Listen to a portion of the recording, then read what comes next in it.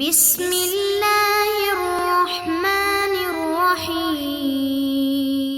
بسم اللہ الرحمن الرحیم۔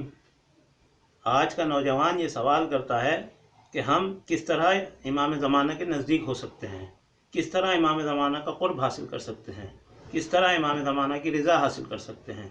تو عزیزان گرامی، میں آپ کی خدمت میں عرض کرتا ہوں کہ امام زمانہ کا قرب حاصل کرنے کے لیے آپ اپنی تربیت کریں، اپنی اصلاح کریں، اپنے اندر کی برائیاں ختم کریں اور اپنی ذمہ داری کو محسوس کریں۔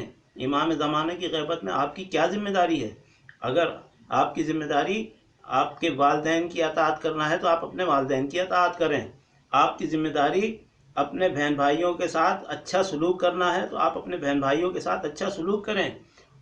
حقوق العباد کا خیال رکھیں، حقوق اللہ کا خیال رکھیں، نماز پڑھیں، روزہ رکھیں، زکوٰۃ دیں۔ اس طرح آپ امام زمانہ کے نزدیک ہو سکتے ہیں اور امام زمانہ کی سلامتی کا صدقہ نکالیں تاکہ آپ امام زمانہ کے نزدیک ہو سکیں۔ آپ امام زمانہ کے دعاؤں میں شرکت کریں، دعائے ندبہ پڑھیں اور زیادہ سے زیادہ امام زمانہ کے لیے دعا کریں۔ حدیث میں ہے وَأَكْثِرِ الدُّعَاءَ لِتَعْجِيلِ الْفَرَجِ، امام زمانہ کے فرج کے لیے زیادہ سے زیادہ دعا کریں۔ اب امام زمانے کی جتنی زیادہ آپ کو معرفت ہوگی اتنا زیادہ آپ اطاعت کریں گے۔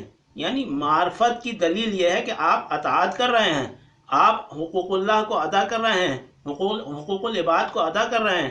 اگر آپ اطاعت نہیں کر رہے تو اس کا مطلب یہ ہے کہ آپ کو امام زمانہ کی معرفت نہیں، اور جب آپ کو امام زمانہ کی معرفت نہیں ہوگی تو آپ کس طرح سے امام زمانہ کے نزدیک ہوں گے؟ لہذا شرط امام زمانہ کے نزدیک ہونے کی یہی ہے کہ آپ امام زمانہ کی معرفت حاصل کریں اور معرفت کے بعد امام زمانہ کی اطاعت کریں، اور امام زمانہ خود آپ کی خدمت میں آئیں گے۔ امام زمانہ آپ کو امام زمانہ کو تلاش کرنے کی ضرورت نہیں ہے، امام زمانہ خود آپ کی خدمت میں آئیں گے۔ آپ کو انتظار کرنے کی ضرورت نہیں ہے، آپ کے دل میں اطاعت کا جذبہ ہونا چاہیے، آپ کے دل میں امام زمانہ کا عشق ہونا چاہیے۔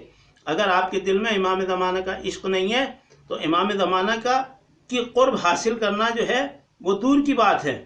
امام زمانہ کا قرب حاصل جب ہی ہوگا جب آپ کے اندر اطاعت ہوگی، آپ اطاعت کریں گے، حقوق اللہ کو ادا کریں گے، اپنے دوستوں کے حقوق کو ادا کریں گے، اپنے بہن بھائیوں کے حقوق کو ادا کریں گے، اپنے ماں باپ کے حقوق کو ادا کریں گے، اپنے مومنین کے حقوق کو ادا کریں گے۔